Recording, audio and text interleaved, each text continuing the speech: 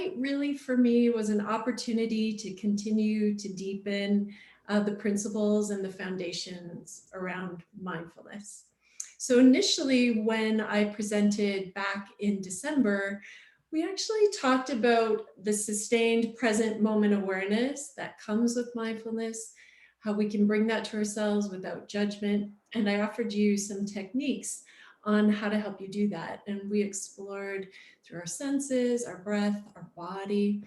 And if this is something maybe that you missed or is of interest to you, you can always pop onto our website, as Phil mentioned.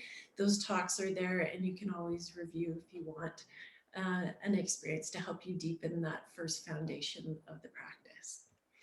But for tonight, when I originally started planning and preparing for this talk, I actually thought it was going to be an intro to mindfulness that included thinking and emotions.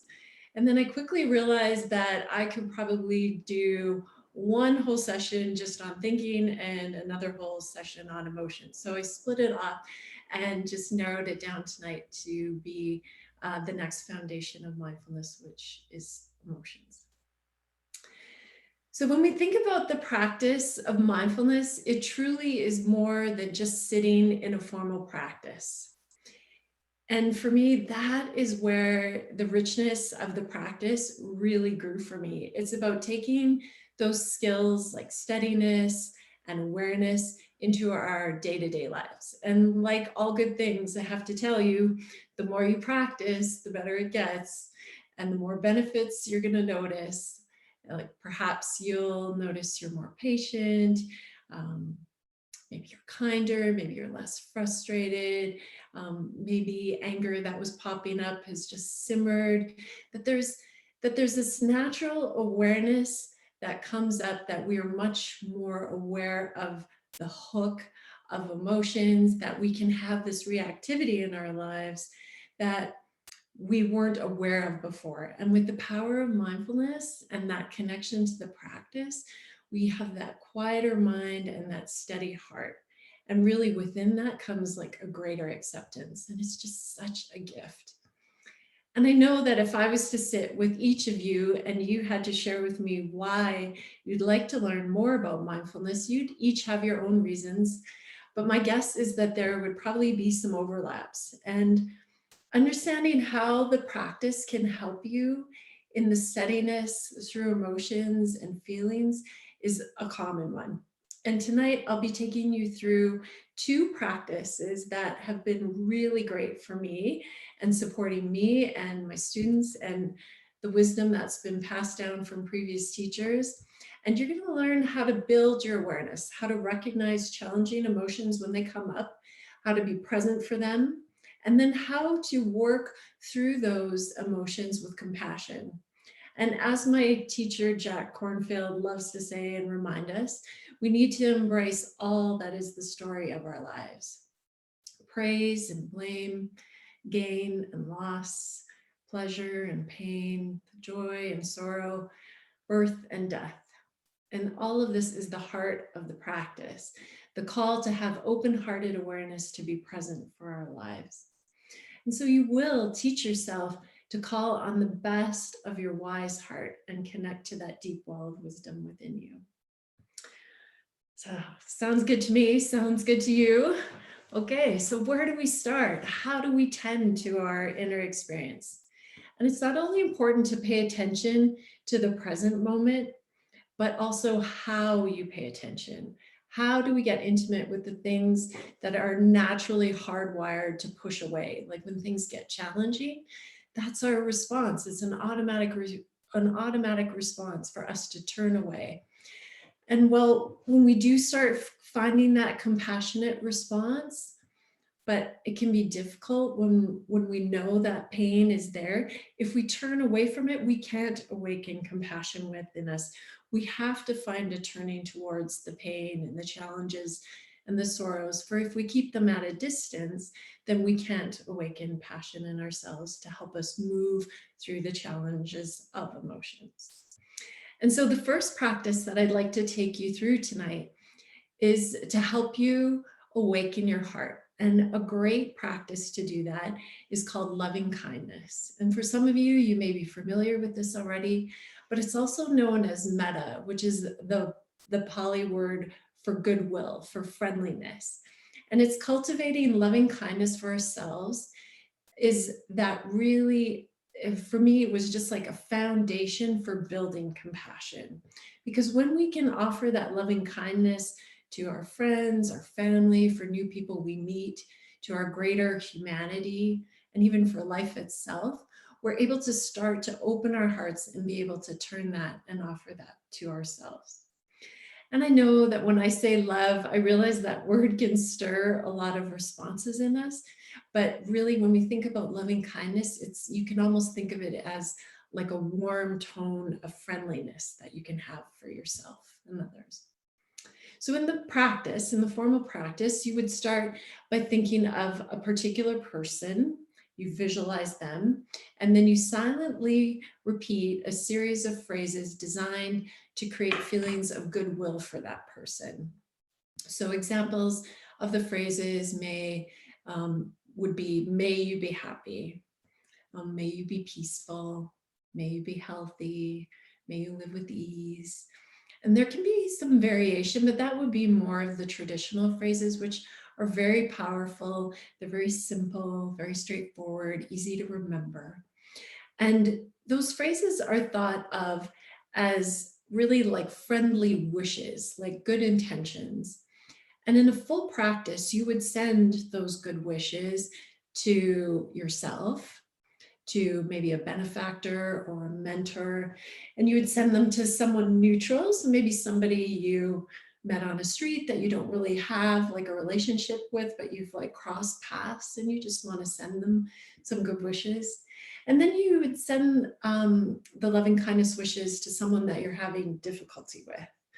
And then finally to all beings. It's just a really lovely practice.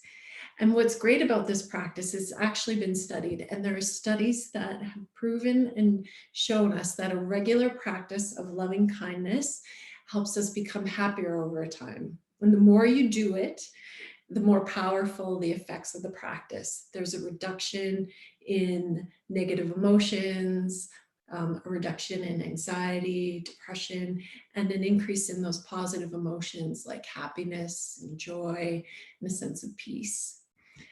You know, but that's not to say that with every practice it can be challenging. And for some people, the challenges of a loving kindness practice can seem sort of rote and repetitive, and you know, there's like a sense of awkwardness around it.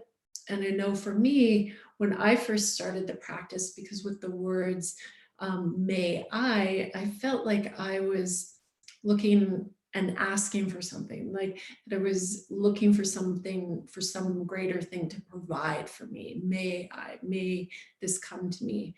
But it's really the intention and of these good wishes that's here to create a resonance as we practice.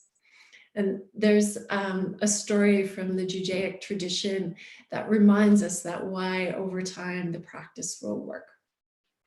So a disciple asked the rabbi, why does the Torah tell us to place these words upon our hearts? Why does it not tell us to place the holy words in our hearts? And the rabbi answers, because typically our hearts are closed and we cannot place the holy words in our hearts. So we place them on top of our hearts. And there they stay until one day the heart breaks open and the words fall in. Just love that. And I've taught this practice many times and I've gotten such great feedback from my students. So I'm excited to bring it to you tonight. Let's just take a moment and find a comfortable position. So sitting up tall, just adjusting yourself and your support to ensure that the spine is long, that you can take some nice full breaths. So when the body's maybe rounded or there's like a little bit of a slumping, it's a little bit more difficult to breathe. And we really want the energy to flow up and down easily up the spine with the ease of breath. So we feel yourself lifted and long.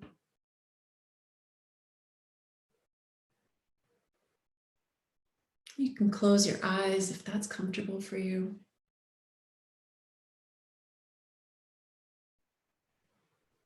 And start by bringing your attention to any sensations that are just arising in your body.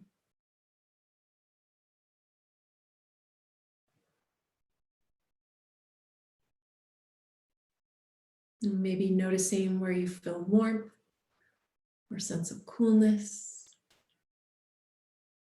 Or there might be a sense of tingling or a sensation in the body.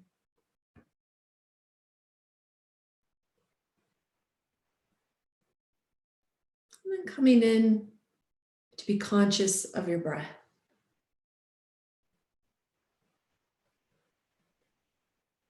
Perhaps lengthening the breath,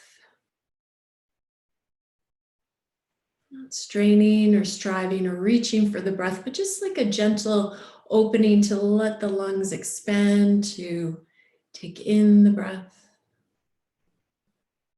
not softening to release.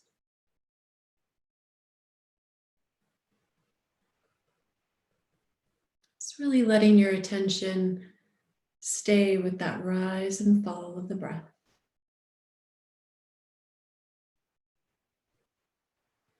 And even for a few moments, if it's comfortable for you, if you'd like to put a hand to your heart or another location that feels comforting to you, just let it be a reminder to bring not only awareness, but compassion to your experience and yourself.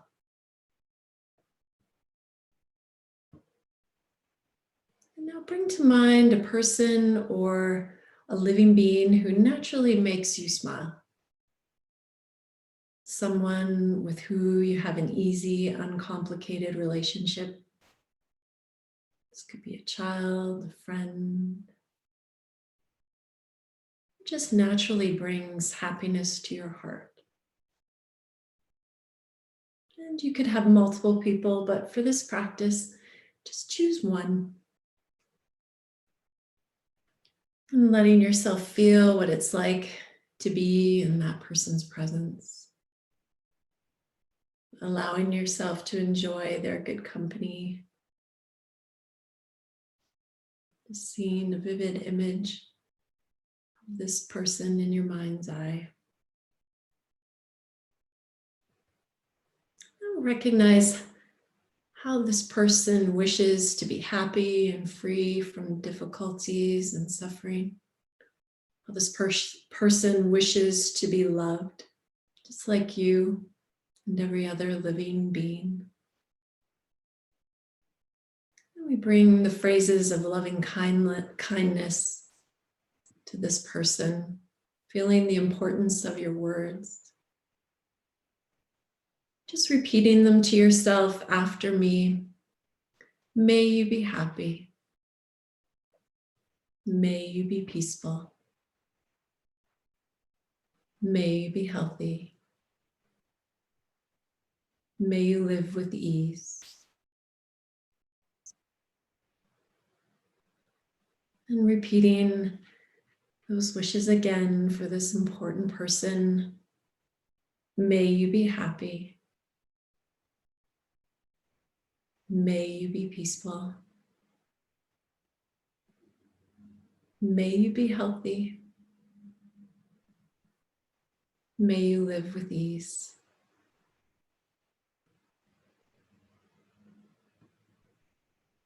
Just continuing to silently repeat those phrases, continuing to offer those good wishes to this person in your mind's eye.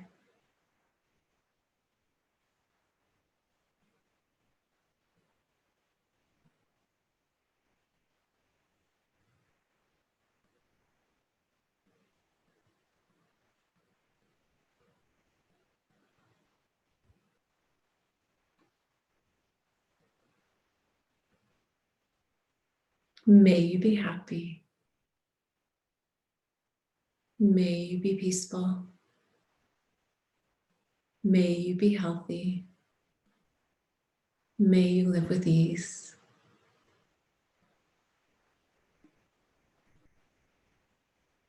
And now adding yourself to your circle of goodwill, creating an image of yourself in the presence of your loved one, visualizing both of you together.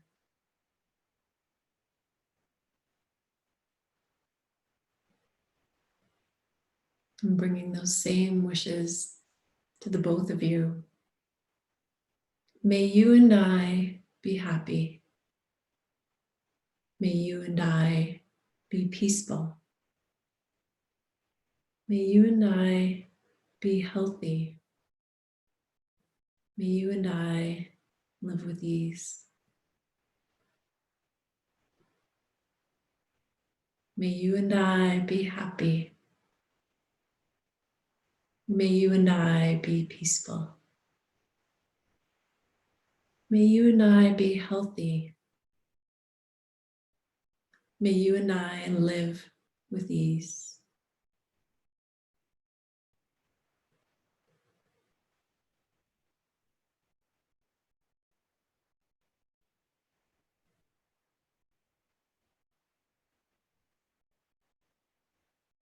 Now letting go of the image of the other person, perhaps thanking your loved one before moving on, and letting the attention of your full focus come to rest directly on yourself.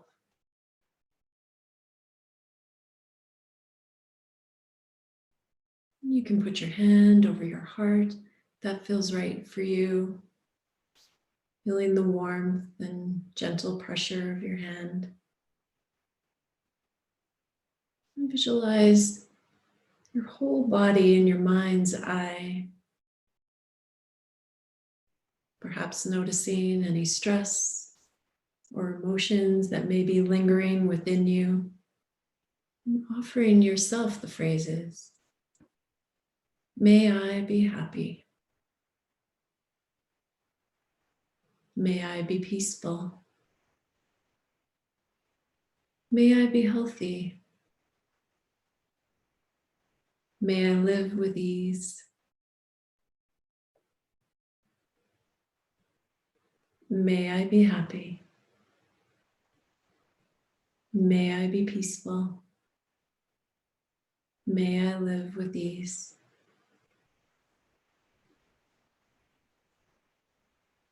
And continuing to focus on the phrases and offering that loving kindness to yourself.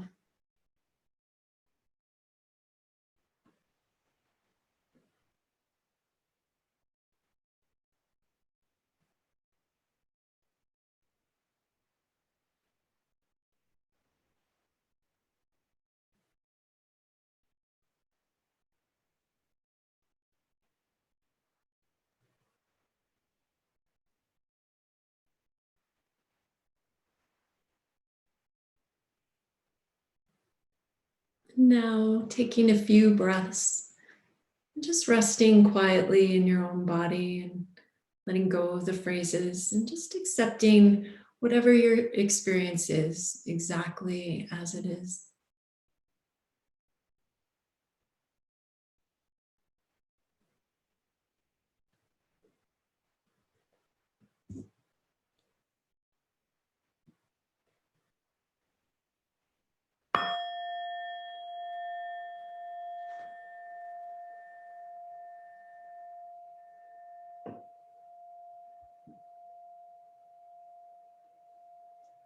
Just beginning to open your eyes.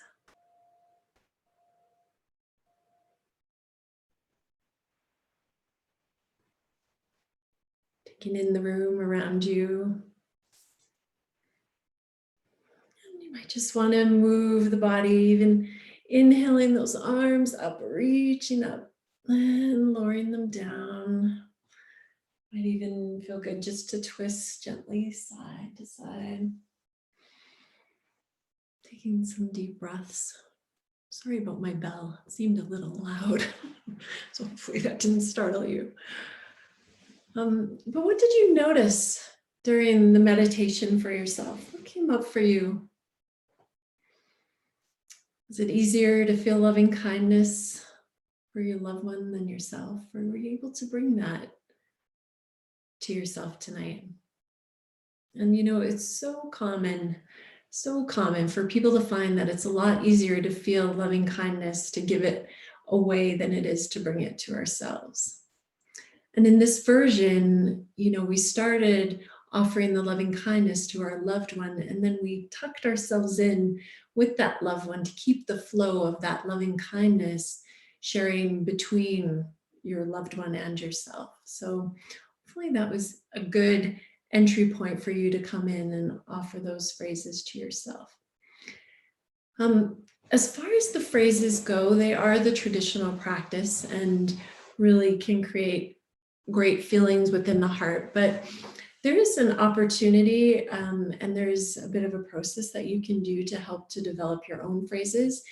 So I don't really have time to cover that with you tonight, but if that's something that interests you, I'll share my email on the chat later, and you can feel free to reach out to me, and I can share some information with you on how you can do that, just to help the practice become authentic to you so it feels right for you.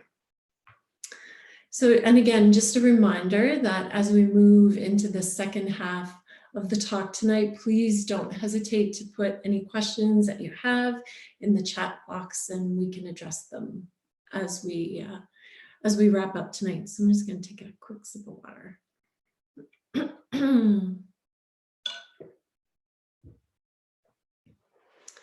So for the second half of our evening tonight, we're going to talk about meeting those difficult emotions and how we can help ourselves with by bringing ourselves compassion. So like we learned in the first session, we can use mindfulness to connect to the present moment through the body. And just as we have a river of sensations in the body and sense experiences that we can connect to, there's also a river of feelings and emotions. And we all sense our feelings in different ways. Some of you sense it with your mind and you connect it with thought. Some of you sense it in your heart. You can feel it maybe in your chest, maybe tears or different physical sensations that bring those emotions and feelings alive. And then there's those people that you can feel it in all of the ways. So we know that feelings and emotions are vast and wide. And there's actually, I've seen it before. It's like, I got it during my meditation teacher training, but it was like a summary of the 500 feelings and emotions by letter. And so when you really start looking at that and thinking of the capacity that we have in our human experience to feel, it's really astonishing and really amazing. And when we look closer at our responses, we need to see and recognize what's here. So that's where the mindfulness comes in. But there's also the next layer underneath, which is the compassion to those feelings that arise. So it's one thing to name them. It's one thing to notice that they've arisen, but then how do we support ourselves as we work through our emotions? And Kristen Neff, a psychologist and scholar who's been focused on compassion and studying compassion for her entire career, gives like a great understanding on how compassion helps us heal in the body, because she reminds us that it's almost like a balm of healing that helps us work through those mental and emotional experiences that come up. So when we bring ourselves compassion, we're actually releasing oxytocin, which is the bonding hormone. And this increases those feelings of trust, of calm, of the feelings of safety, and even like generosity. And all of those are just great feelings that really help us to calm the nervous system when it's kicked up into that fight or flight or even freeze, depending on the nature of the event that's triggered the emotions. So for me, it was interesting. I don't know if I mentioned this in my first talk, but when I first started to practice and meditate, I used to believe that meditation was all about transcendence.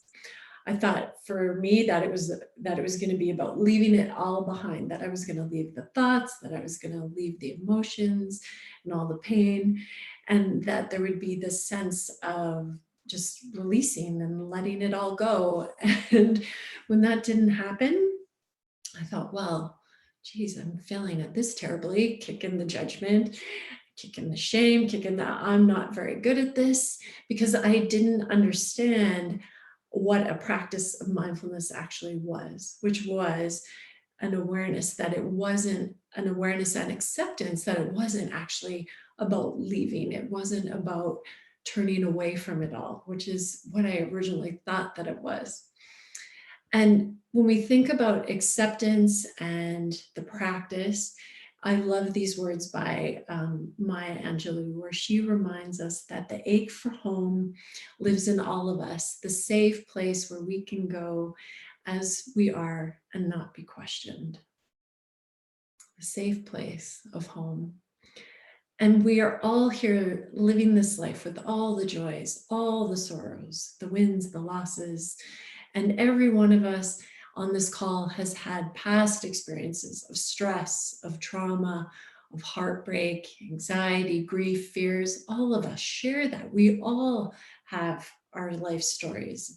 And an accumulation of those over time, we know can like layer on, and we start to protect ourselves more and more. And those protective layers add a barrier to that safe place of home in all of us. And through the power of mindfulness, where we know that we are knowing, this starts to open us up, that we can investigate to what's here now. And it allows us to be grounded in that observing part of the mind and not hooked in, not completely at the mercy of our emotions, where we respond in anger or we say things we regret, that we're able to feel the reaction in our body, that there's this connection and this immediacy to see like, oh, it's here. And we can take that pause, and it's just that bit of space and the mindfulness of that space to give us just this beat, the pause to say, how am I going to respond? How will I react? How can I move forward from a place of wisdom, a place of trueness that comes from the heart? And again, I like to think how this falls in the category of sounds simple, but is definitely not easy. This takes effort, and it takes practice and patience. And there are days where I forget, where I'm tired, or I didn't do my practice that morning, or I'm just having the experience that everybody else has. And I look back and I'm like, we have the regret. But that's still its own form of waking up, right? And it's the acceptance to know that I can start again, that the practice renews, that we can always come back to start again, right? And so when I think about emotions and really starting to check in and acknowledge our emotions, there's like a liberation in that. There's like a freedom that we can start to support ourselves, knowing that there's a way through it. And that even though there's discomfort in the emotions and that it's challenging, that we're going to name it and we're not going to turn away from it. But does that mean that I need to feel all of the stress or all of the emotions in its full intensity? Definitely not. Like, definitely not.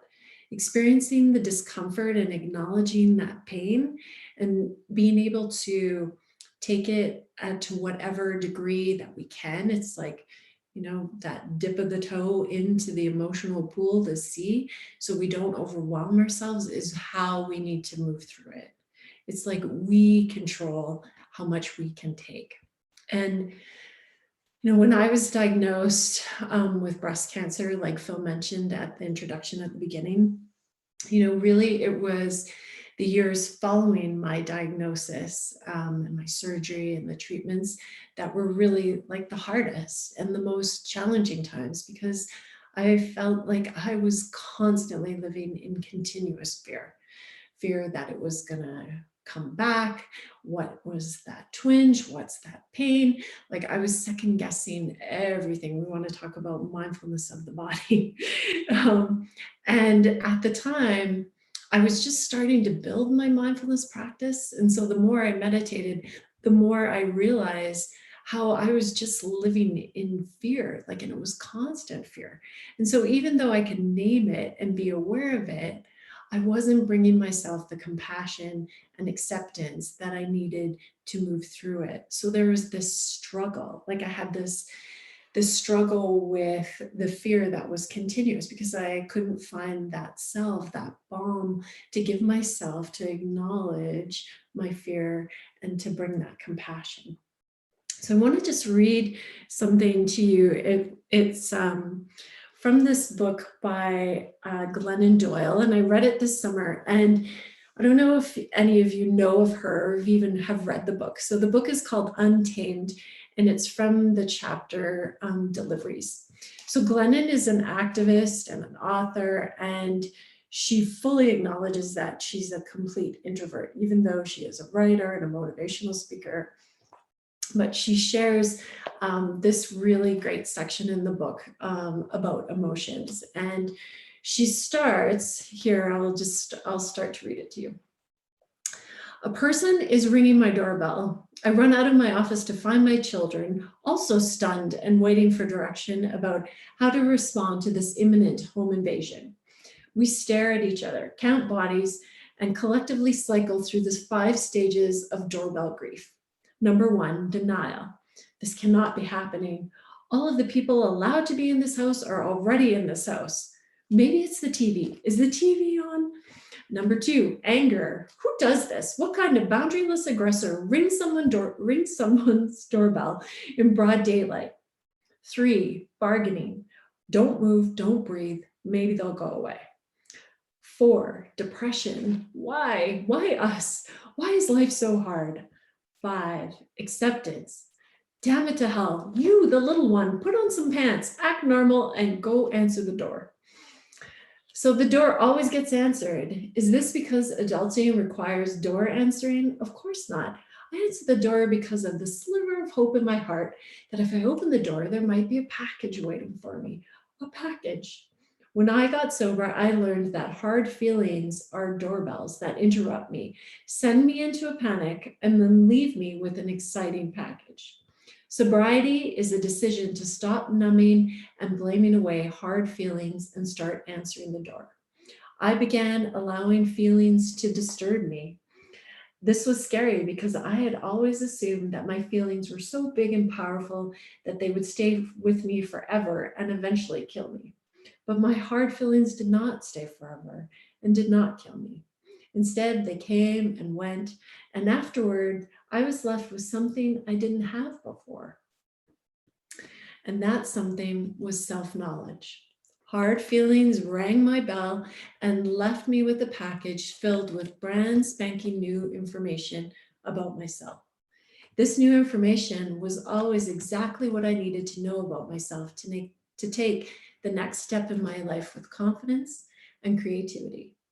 It turned out, though, what I needed most was inside the one place I'd been running from my entire life: pain. Everything I needed to know next was inside the discomfort of now. As I practiced allowing my hard feelings to come and stay as long as they needed to, I got to know myself. The reward for enduring hard feelings was finding my potential, my purpose, my people. I'm so grateful. I can't imagine a greater tragedy than remaining forever unknown to myself. That would be the ultimate self-abandonment. So I have become unafraid of my own feelings. Now, when hard feelings ring the bell, I pull up my big girl pants and answer the door. I just love that. I love that. And Glennon is so right. Like, what a gift it is to really know ourselves, to have the courage to look and see our pain and know that it won't last and that it will change and that it will flow through. And she's right, those emotions, they do leave us a package. Our body sends messages through emotions and feelings all day. And we have responses continually to the events that are happening around us. However, if we are able to interrupt that response and bring it into our consciousness, that's where we can recognize what's happening and make a wise response. And it takes courage and a gentle approach to not turn away from the emotions that arrive as those key messengers, the doorbell, the ringing doorbell. And the first thing that we can do is we can ask ourselves, can I be with this? And that question, if we ask it regularly, begins to develop the habit of staying and being here when we were previously leaving. And we can leave in a number of ways. We distract ourselves with so many different ways. And, there's a lot of suffering that comes from resistance. And Tara Brach loves to talk about this, that our pain times resistance really equals more suffering. And it's so true. And so what if the answer is no? And we say to ourselves, can I be with this? And if the answer is no, then we honor that for ourselves. And it's okay now, or it's okay that it's no right now. And you know what? You can feel good because you started to become aware, and there's compassion by saying no. And you didn't turn away. You asked yourself, you checked in, and it's like, no, not right now. And so we start to open ourselves to what's here. And this is a time that we bring the tenderness and we bring the capacity for self-compassion. We begin to understand that that's what holds the emotions, that the mindfulness, the awareness of the emotions that are here now, and the compassion to wrap it up. And so there is a really beautiful practice that I'm going to take you through here in just a moment. And it's 3 things for you to remember. It's soften, soothe, and allow. Soften, soothe, and allow. So emotions are going to pass through us much more easily when we establish that loving acceptance with them.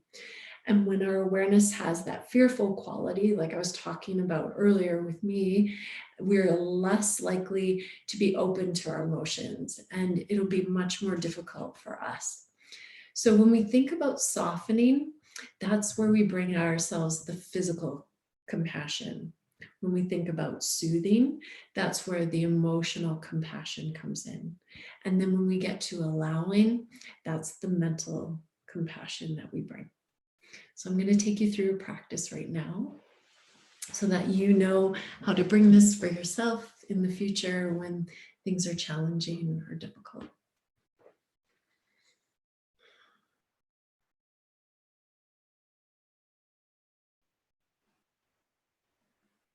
Just arriving once again. Feel the body sitting and know you're sitting.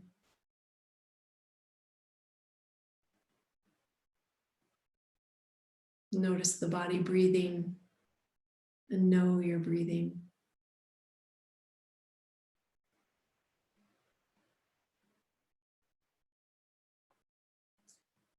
Perhaps placing your hand on your heart just for a few moments to remind yourself that you are here now in this moment, and that you are worthy of this kindness and this compassion.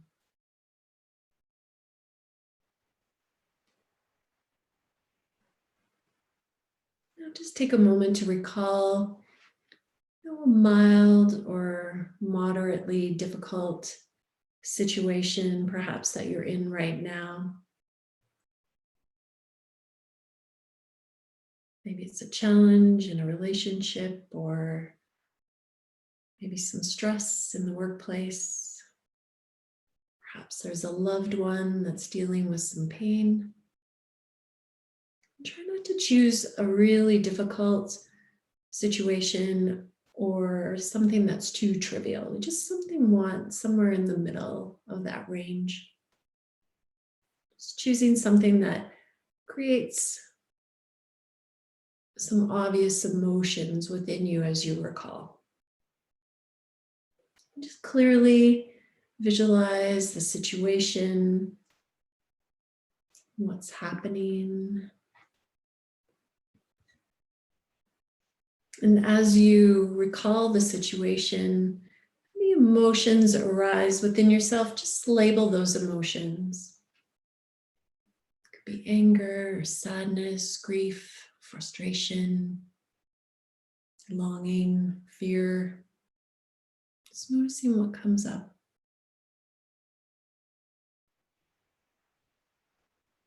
If you're having many emotions, let's try to name one that seems to be creating the strongest response in you.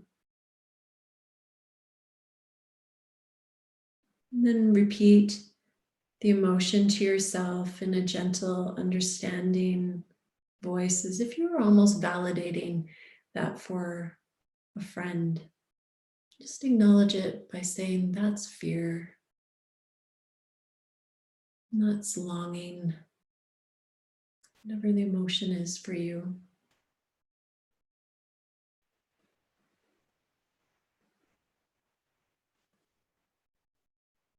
Now expand your awareness to your body as a whole, feeling the resonance of that emotion in the body.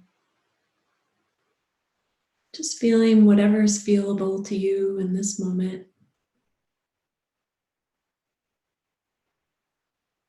Just seeing if you can notice one location in your body where you feel it most strongly. Could be a point of muscle tension, or maybe it's a hollow feeling. Maybe it's constricting.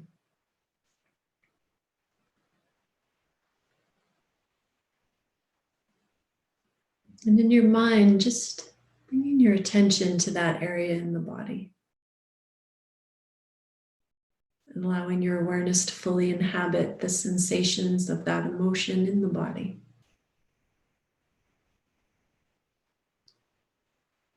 Now, can you soften that location in the body where you feel it most?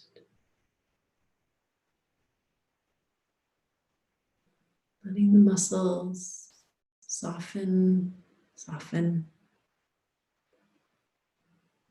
And remember that we're not trying to change the feeling. We're just holding it in a tender way. Softening around the edges.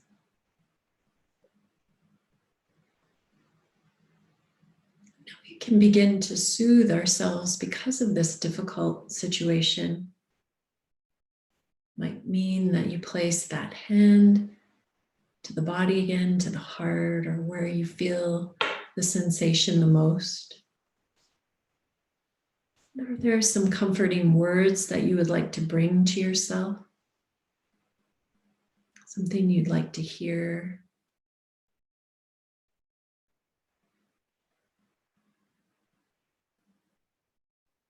You can offer yourselves the words of, I'm sorry, this is so difficult. Or I care. Be a sense of, I'm here for you now.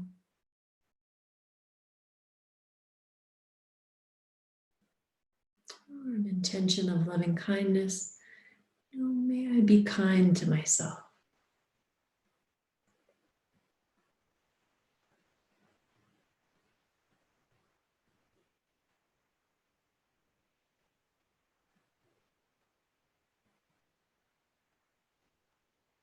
Just allowing the comfort to be here.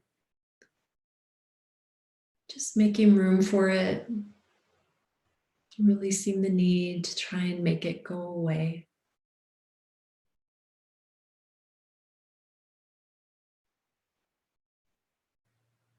And just allow yourself to just be here as you are, even for the briefest moment.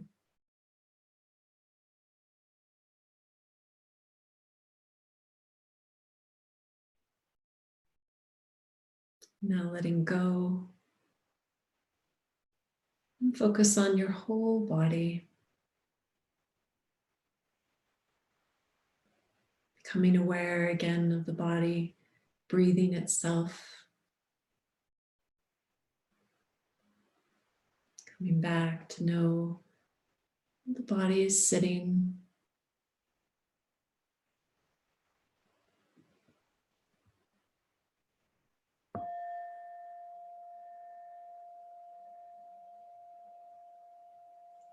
Gently opening your eyes.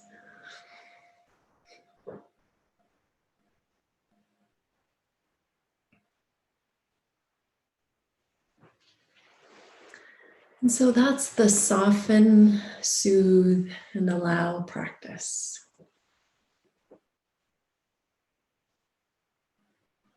Just checking in with yourself right now and just noticing how that was for you and maybe what you observed. Maybe being aware of where it was challenging for you. And that's okay. There's an acceptance to that. It's okay when we're just exploring a new practice that we can just let it be as it is. Giving yourself the gift of that. And so when you choose to do this practice for yourself, when you're guiding yourself through this, there's like a challenging situation. You just remember the situation, or in the moment, maybe while it's happening. I mean, you can move through this quite quickly if you needed to, and you'll just name the largest emotion that's present. And then checking in with the body, where do I feel it? Where are the sensations of that emotion? And then softening around the physical sensations of that. Like for me, when it's fear, it's just like right in my abdomen. It just feels that tightening, and I almost can feel like a little bit nauseous. And then I just have to consciously think, okay, soften the belly, soften the belly. And I think about, for me, sending the breath there to find some space and a sense of ease around my stomach. And then we bring the soothing aspect. So finding those words, that mantra, or something that maybe is going to give you some reassurance. For me, it's like, it's going to be okay. It's okay. And I just remind myself of that. It's okay right now. I'm okay. And then we move into the last step, which is to allow the discomfort of the emotion to be here. It's that time of acceptance, just allowing yourself to be just as you are. And most of us try to be kind and considerate to our friends and our loved ones, and yet we can forget to give ourselves those very same gifts. And self-compassion is more than ending just self-criticism, releasing that judgment. It's actively opening our hearts to ourselves, responding to ourselves as we would a friend. And we allow ourselves to be present for our pain, and we're stopping to say, this is difficult, and how can I care for myself in this moment? And yes, when we think about compassion, it can be comforting and soothing and validating and all so important. But yet there also can be another response to compassion that can be about choice and protection and motivating ourselves. So I like when Kristen Neff taught this, it was so powerful to me because she likens it to the yin and yang, where the yin aspect of the compassion would be that soothing part. It's like a mother rocking her child. It's just that comfort, that, validation. And yet the yang side of compassion is to know that sometimes that's maybe not the response that we need, that maybe we need boundaries, that would be a compassionate act, or maybe we need to take action or connect to our inner strength. So remembering that there's two sides to compassion, and that when we start to listen in, that we know that there's probably a wise response in us that's waiting to be heard. So whether it's the yin or the yang, right? But the only way to know that is that we really need to look in. So I just want to close tonight briefly with a poem. Did I lose my page?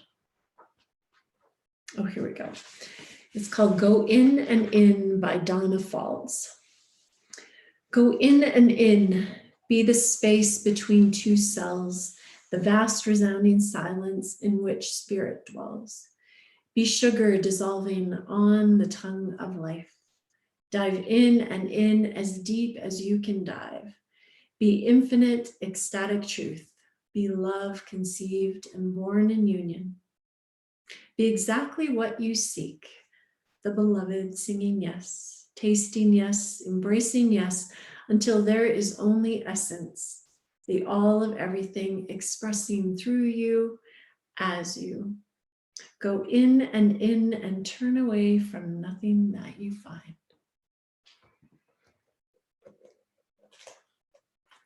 And I hope tonight, through these two practices, the first being the practice of loving kindness, and the second, the soften, soothe, allow meditation, brings you to new ways of self-acceptance.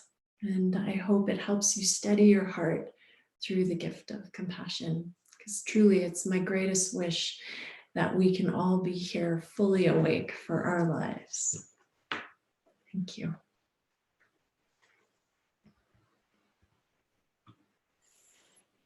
That was wonderful, Christine. Thank you so much. What certainly a heart-feeling practices. So we have some questions, and again, I invite all the people on Zoom. This is a wonderful opportunity to ask Christine all those questions you have about mindfulness, whether it's about emotions, whether it's about the first session with the body and the breath. Everything is welcome. So, first question was, it was hard to visualize myself. And so this gets back to that whole question of self-compassion versus compassion for other. Why do you think it's so difficult for us to have, why is it so hard to offer ourselves compassion? And second, you know, you talk about being able to come to this from the observing part of our mind. And when my mind says, I'm bad, I'm angry, I'm scared, I totally identify with it. So how do we not identify with our sense of self that says, I'm scared? So just think about that first question where, Phil, like you were saying, the difficulty for this person to connect with their sense of self, like when they were bringing loving kindness to self. And I think, you know, this is such a common challenge for all of us. And it can be so easy to look outside of ourselves when we've been caught up in the thoughts of our mind, and there can be that disconnect from ourselves, even, you know, from the sense of our body, our sense of our presence. Like when we did our practice of mindfulness last time, it can be even difficult to feel sensation in the body. You know, we can be so caught up in believing that our whole sense of self resides here in this construct of the mind and the stories and what we're creating in our mind. And so there can be that disconnect from ourselves. And through the practice and through mindfulness and gradually coming back to the body, and even something as simple as, we've talked about this before, but just feeling into the body, the feet on the ground, knowing that the body is sitting, just feeling a sense of the greater self to connect to the whole self and not just the constructs of the mind, starts to open us up. and starting to feel that river of senses, the river of sensations that move through us. And then we start to build that greater connection to ourselves and starting to notice that when we're in situations and emotions bubble up, that there is a response immediately in the body, and that we can start to become more connected to ourselves and not just the stories of the mind. Like, what would you suggest, Phil? Oh, I totally agree with you. I just say that I think the biggest problem we have in mindfulness is our attachment to who we believe we are. Yes, Who we exactly. believe we are. Is self real? Do you think it's real? I mean, is this our problem, that we believe in something that really isn't there? Exactly. It was way easier for my loved one because she's usually way happier than I am.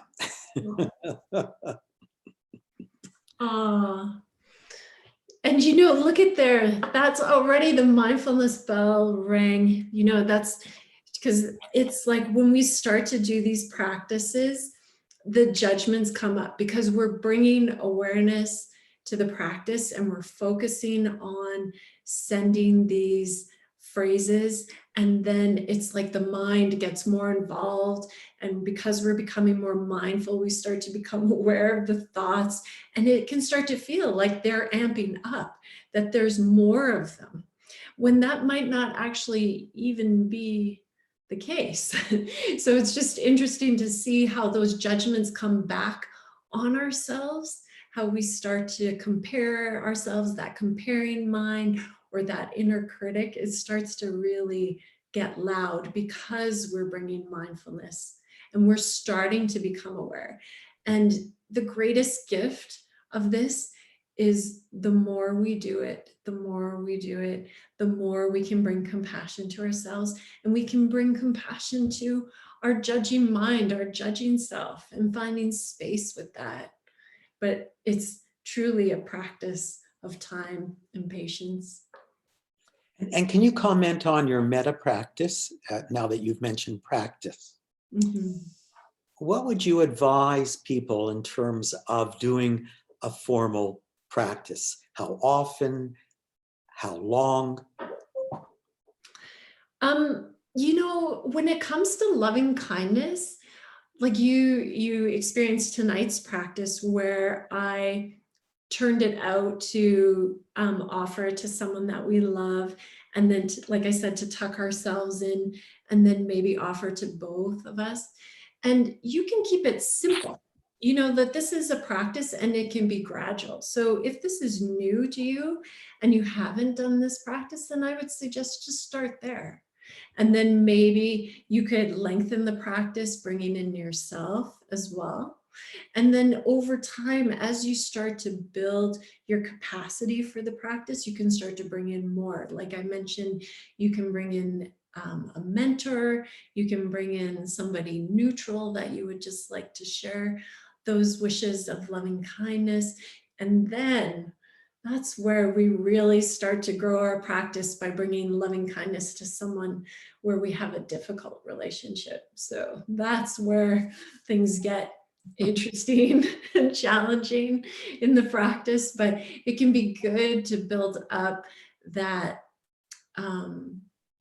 that sustainment of the practice, so that when we start to do that with someone who's more challenging, you're going to have those feelings of resonance already there, and that there's like a steadiness. And so then when we come to that person, it's like, okay, here we go. We can come to that grounded place. So, but it takes time. So, I mean, you could start this practice for, 2 minutes, then you could build to 5 minutes and build to 10 minutes. And I mean, the loving kindness is like steeped in study, and we know that this brings like healing to people, that it helps people become more happy and joyful, and it reduces anxiety. It's such a powerful practice when it's done regularly. It's a beautiful practice. Do you think you might offer a summary of all the phrases that we can post. Oh, I would love to. Right? So just to let everybody know, Christine will offer a summary of the practice and we'll post it on the site. What if you can't think of someone who makes you feel happy? You know what? It can be just an uncomplicated relationship. So maybe it's someone more neutral, like maybe it's like a pet, or maybe it's somebody that who was important to you in your childhood, or it's the memory of somebody, or there's ways to bring that resonance of the practice that that you could find, hopefully that you could find someone that you would want to offer those wishes, because really it's about stirring that loving kindness in ourselves, like the rabbi said, to start to place the words on our heart, that eventually the heart can open and the words fall in. Just love that. Yeah. Okay. Someone commented that they thank you for the reading excerpt. It was so powerful. Oh yes, I'm glad. It was for me too. Loved it. Are you sure my pain will eventually pass? The doctor said he didn't know if it ever would. I have a rare illness that is extremely painful every day. Every day I shower, it is even more painful. I am 1 in 2 million. The doctor said that taking the COVID vaccine will make me even more sick. I might have to social distance for the rest of my life. So I guess the question is that we are so ingrained with our emotions. They seem so fixed and permanent. So how do we develop the faith and trust in this practice that we will see change? And how quick can we expect to see a change? Well, it's like you said, and that's wise words, Phil, that we know that nothing in this life is permanent. Like that is the certainty of this life. And that as we talk about emotional pain, and I say this, that there's a place for these practices, but there's also a place for greater support, to see like a psychologist or therapist or someone that can provide more support than, maybe just these practices. And it's knowing to trust your inner wisdom about when we need more support than just the practices. But this, when I think about the practice and what we can expect,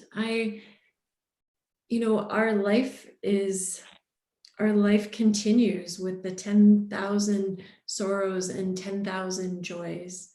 And while there is pain and there is suffering, it's my greatest wish is that we can be present for the joys as well, right? That we can start to open our hearts to true presence. And I wish I could say that there's like a fixed amount of time, but it's a commitment to the practice, and it's a commitment to honor the practice and bring it into our day-to-day life. Like we don't practice mindfulness and meditation to get good at sitting on our cushion. Like we practice this to get good at our lives. Like Sharon Salzberg talks about that. And that to me feels like the truth of this practice, that it's ongoing. And it changes as we change and as our lives change, but the gift is to be present for it. And this is an interesting point, because this individual is talking about pain and you're talking about emotions. Yeah. And what is it that we learn by turning towards and feeling and staying with our emotions? What is there that we learn about them by staying with them and just being open to what they have to tell us? Well, and it's like you said, the beauty of that is to know that as we stay with our emotions, that we can move through them, right?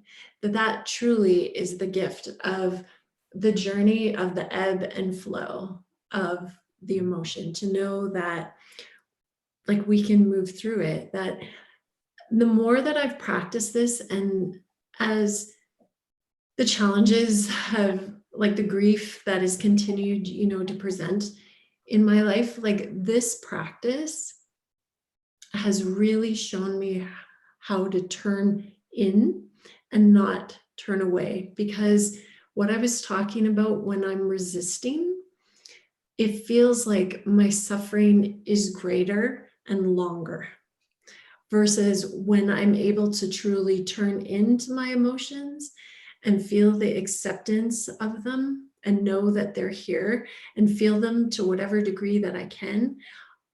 I feel that there's a natural softening to them, that their intensity turns down and I can feel myself move through. But I think that's what I would recommend, that truly is just that remembering, the remembering. That's great. What books do you suggest for beginners on mindfulness? Oh, I stacked a couple. I had a feeling someone was going to ask. So this is one of my favorite. I don't know if anyone can see this. Yeah, we can see it. Okay, so it's Good Morning, I Love You, Shauna Shapiro. She's a PhD and she's been studying mindfulness for probably over 20 years. And this is a really practical book. Like, she's got some really great practices in here, and the way she introduces the foundations of mindfulness, this is excellent. And then from a self-compassion perspective, I can't say enough about Kristen Neff and her work. Awesome book. This is a fantastic book. And there's also a workbook that she's created as well. So if you really want to start going deeper into building a compassion practice, fantastic. And if you go to Kristen Neff's website, there are so many studies that she's been a part of that really demonstrate the benefits of compassion, and just tools, and lots of richness here. So this is another good one. And then I have to say, this was one of my original favorites too. So True Refuge by Tara Brach. And Christine, you can at the bottom of the phrases, we'll add the names of those. Okay, yes. So people can have access, and that'll be on the WTM website in a week. Great. I struggle with being okay with doing nothing and allowing space to be, instead of doing things and filling my time constantly. Do you have any recommendations on how to learn to embrace doing nothing? And I think this is sort of, I love that question. But maybe, in essence, I mean, the question is being asked is, how do you do mindfulness? Exactly. Because you're talking about embracing sounds, feelings, emotions, and the next will be thoughts. Yes. In essence. So the question is really asking, how do you do mindfulness? How do you embrace everything and not run away from it? Because I know about you, when I get upset and scared and worried, it's the last thing I want to embrace. So maybe you could address this question, and how do we get over the fear of approaching our emotions when it's the last thing we want to do?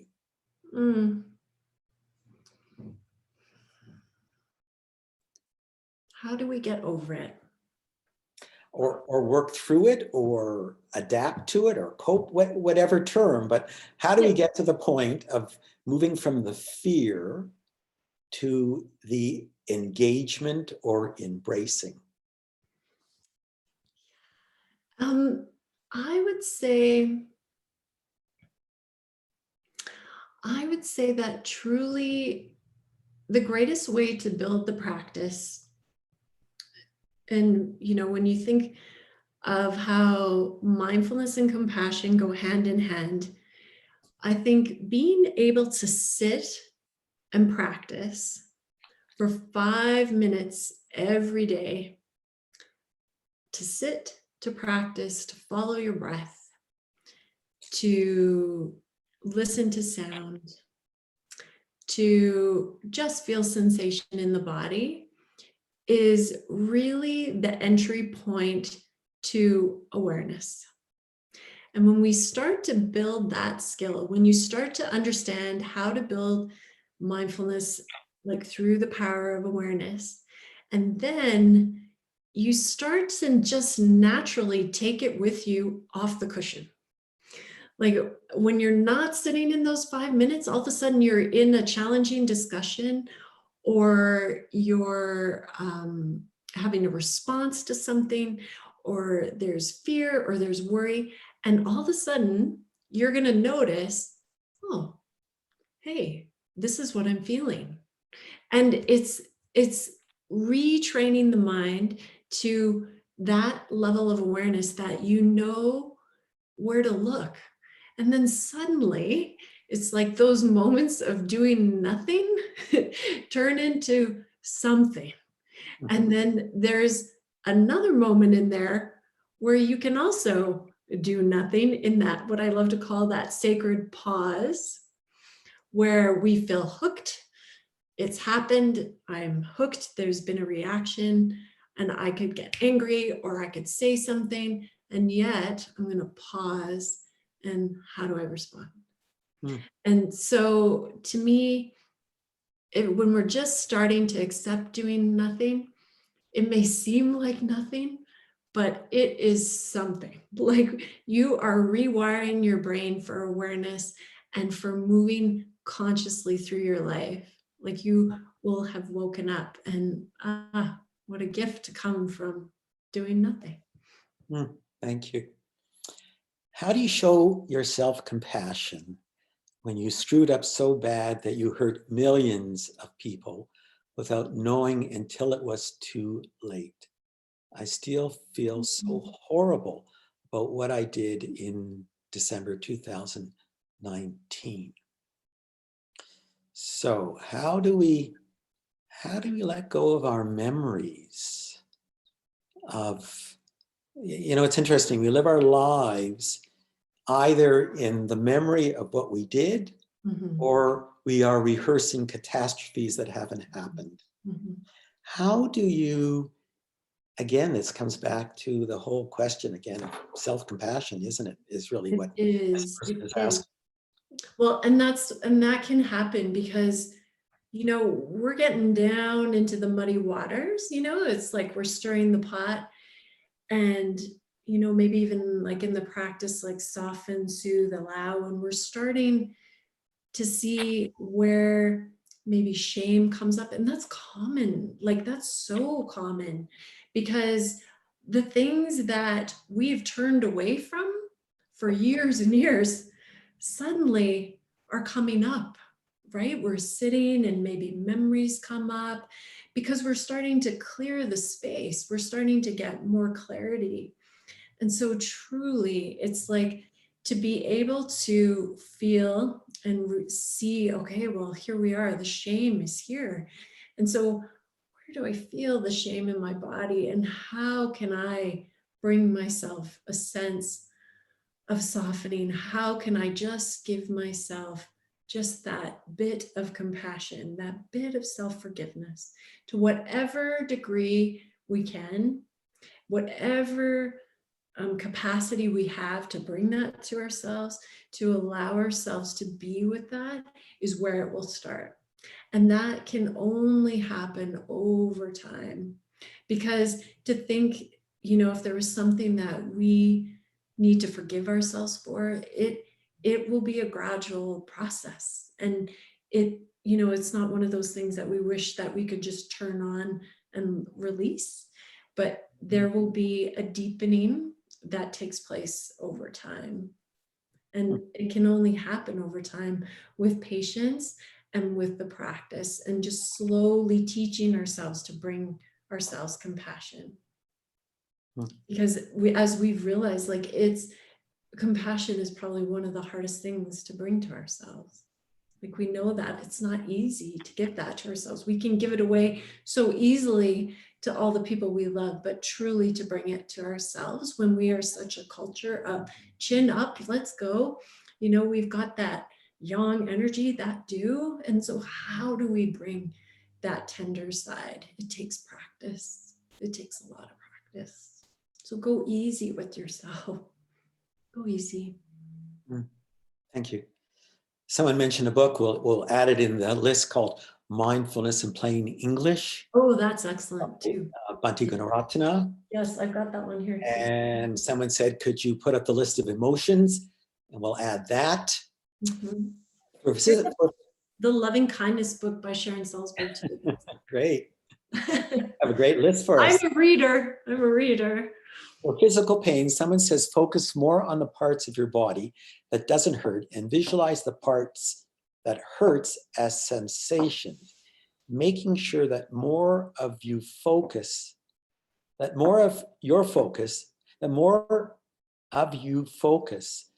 much as you're able to is on the parts of your body that work, eyes, breath, smell, and practicing gratitude for the parts of your body that work.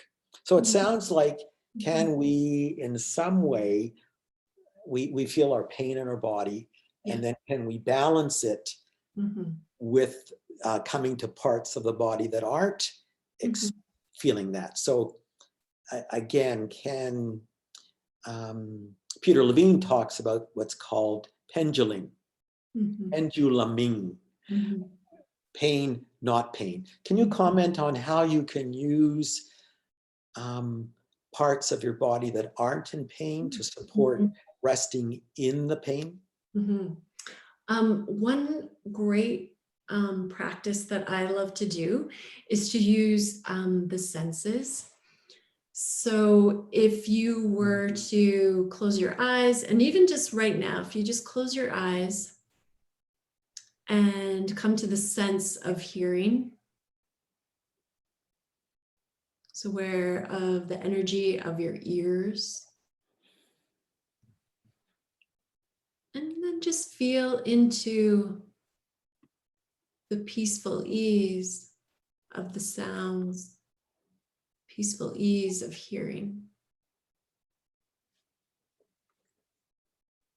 It's like a beautiful practice because we can move from the peaceful ease of hearing to the peaceful ease of touch, to the peaceful ease of sight, to taste, to all of the senses. And if you can bring that sense of peace and feel the resonance of the senses, it can be a beautiful place to relax in. So maybe try that and see if that might work. That might be a nice practice. Great.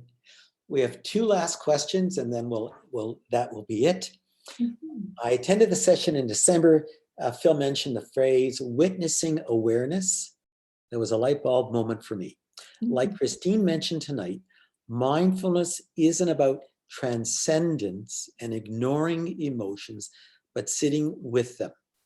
Not to say you're totally unaffected by them, but you're able to recognize your emotions, take a step back, and not be overwhelmed by them. I didn't understand the distinction until then. Thank you. So it's a really great question, because mindfulness is, as you've mentioned, the capacity to rest in the observing mind that is able to witness what is going on. So, and the problem is that our witnessing mind gets co-opted by our sense of self, and we lose that capacity to witness, or to be witnessing, not to witness.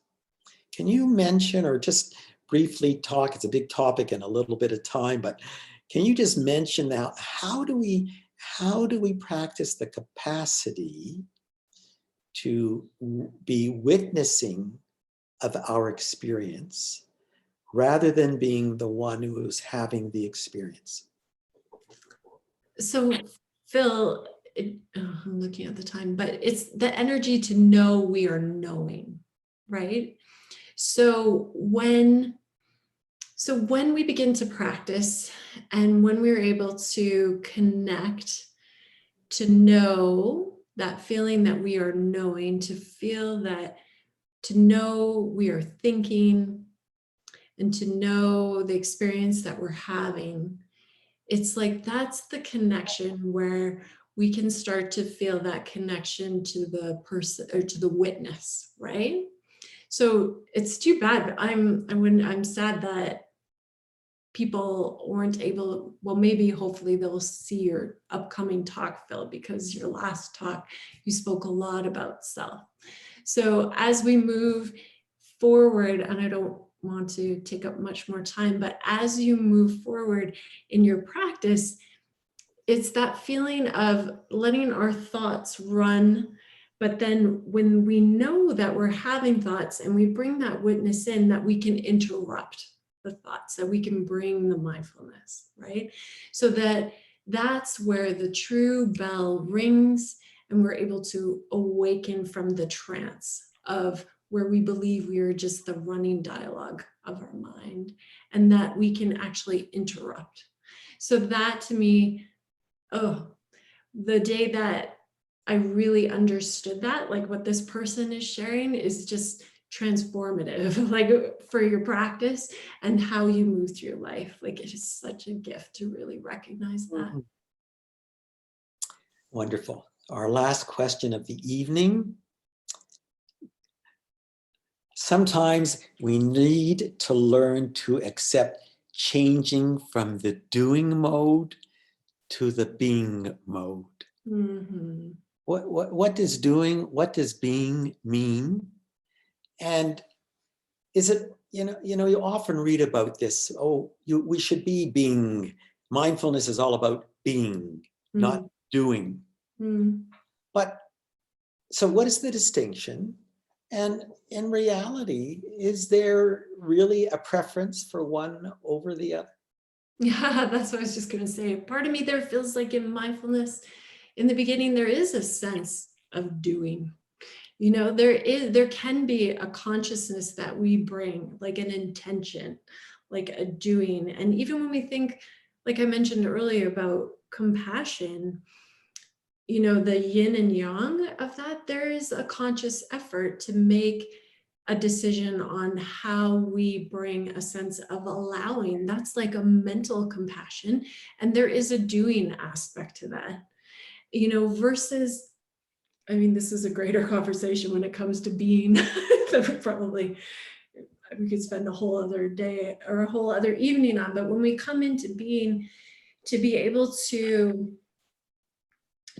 to be with all that arises, so that as you start to sit more and as you start to become present to the thoughts, to the emotions, you can start to see it arise in the witness and see that it's there and yet not be woven in so tightly to it, right? That we can see it arise in our consciousness and we can also watch it like fall away, that we can watch it move through.